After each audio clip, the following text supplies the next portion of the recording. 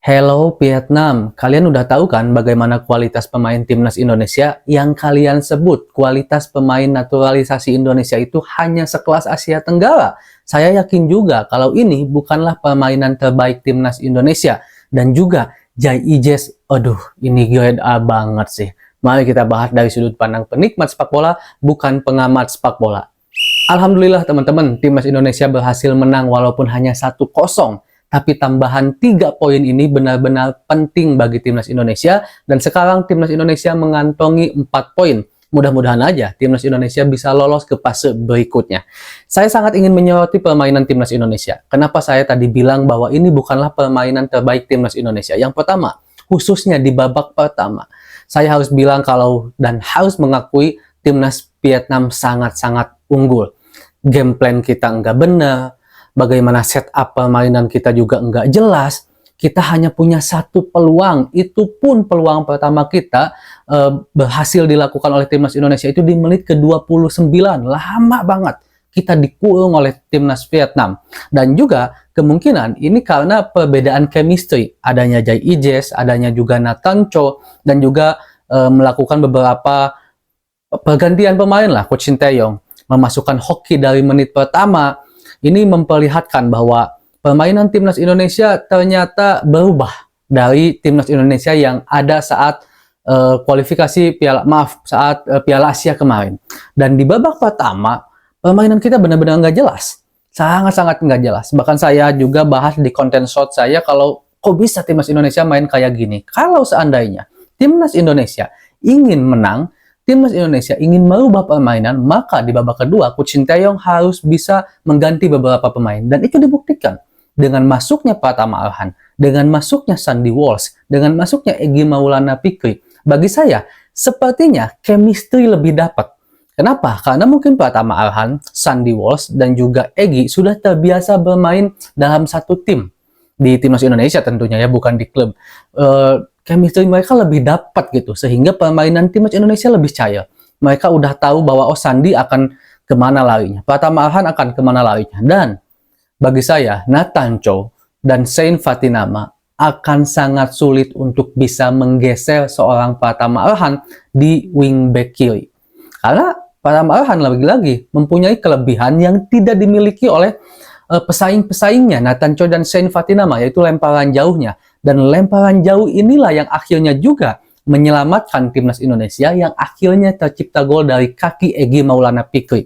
Walaupun sebenarnya lemparan jauh ini agak sedikit sulit diaplikasikan jika bertemu dengan tim-tim yang tinggi-tinggi seperti contoh Australia. Tapi kalau seandainya timnya masih rata dengan Indonesia kayak Vietnam, Jepang, ini masih bisa menjadi senjata yang mematikan. Itu sebabnya juga menurut saya kenapa Coach Shin Tae-yong memilih Sain Fatinama dibandingkan Pratama Arhan saat melawan Australia.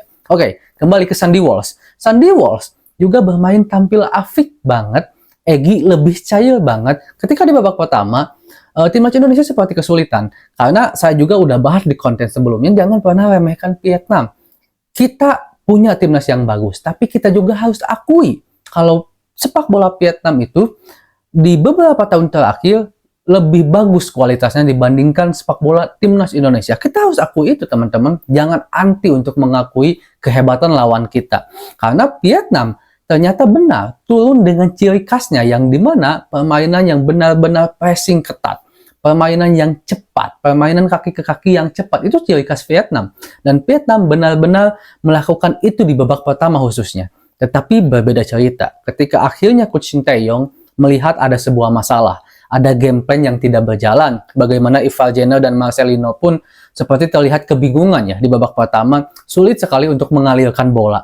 Tetapi untuk di pemain belakang itu bisa dibilang cukup tenang. Apalagi dengan adanya Jai Ijes. Waduh, ini grade A banget sih Jai Ijes. Luar biasa permainannya, tenang sekali. Tapi saya juga mention, kehilangan Jordi Amat itu menjadi satu kerugian bagi kita. Kenapa? Karena Jordi Amat bagi saya bukan hanya pemain bertahan, tapi dia juga pemain yang pandai mengatur serangan. Ketika pemain depannya yaitu lini tengah agak buntu seperti Ivar Jenner tadi buntu. Kalau seandainya ada Jordi Amat, dia pintar mengatur bola loh. Dia pintar mengatur serangan, apakah harus kemana, ke kiri atau ke depan, atau dia juga bawa bola ke depan untuk mengalirkan bola. Tetapi itu semua tidak bisa kita lihat karena Jordi Amat nggak ada gitu.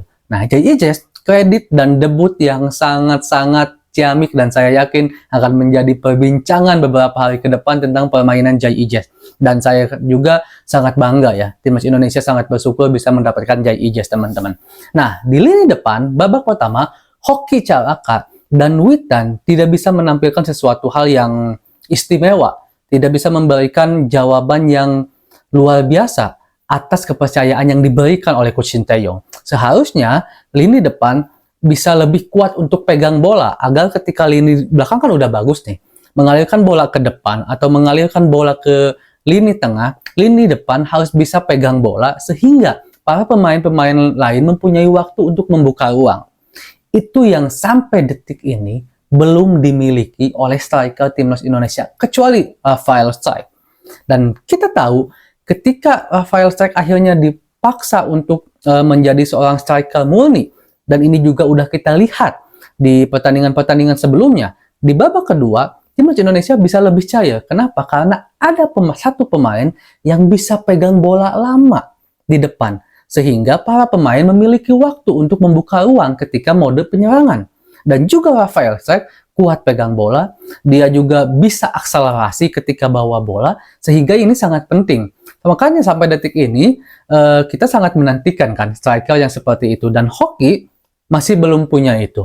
Hoki masih muda dan Hoki juga masih perlu banyak proses, teman-teman, agar bisa matang permainannya. Dan waktu ini yang diberikan kepada Hoki itu bagaikan emas bagi Hoki, agar Hoki untuk bisa memberikan atau meningkatkan kualitasnya dan pengalamannya agar bisa lebih lebih berkontribusi lah bagi timnas Indonesia. Dan di babak kedua terbukti permainan timnas Indonesia lebih jalan, set fly-nya jalan, gameplay-nya jalan. Terlihat beberapa kali permainan cepat dari Ivar Jenner, dia seperti tidak bingung untuk memberikan kepada siapa, 1, 2, 3 sentuhan, terbukti ada. Karena bedanya saya melihat ketika Jay Ijes, ketika dia passing dan setelah passing, dia cepat membuka ruang agar bola yang diberikan oleh dia kepada rekannya bisa kembali diberikan kepada Jay Ijes.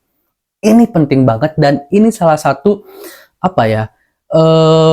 hal dasar tetapi sangat berguna bagi sebuah tim, bagi sebuah pemain. Dan itu jarang dimiliki oleh para pemain Indonesia. Terbukti ketika akhirnya Pratama Arhan masuk, akhirnya Sandy Walsh masuk, ketika mereka sudah memberikan bola, entah itu ke lini depan atau ke lini tengah, mereka cepat membuka ruang. Maka dengan itu permainan terus berjalan. Permainan timnas Indonesia terus terbuka, teman-teman. Tapi intinya, alhamdulillah timnas Indonesia bisa menang. Saya mengatakan kalau ini awal dari mulai permainan timnas Indonesia yang lebih bagus. Karena di leg kedua nanti seharusnya kita bisa mengalahkan Vietnam lebih banyak golnya. Karena nanti udah ada Tom Hei dan ada Urat Mangun. Yang lebih jelas, mereka lebih jago dalam menguasai dan bagaimana mengatur serangan, terutama Tom Hei. Dan ini bukanlah permainan terbaik timnas, tetapi ini harus kita syukuri. Semoga ada evaluasi yang benar-benar signifikan dari timnas Indonesia, dan tentunya kita berharap timnas Indonesia bisa lolos ke fase berikutnya. Assalamualaikum.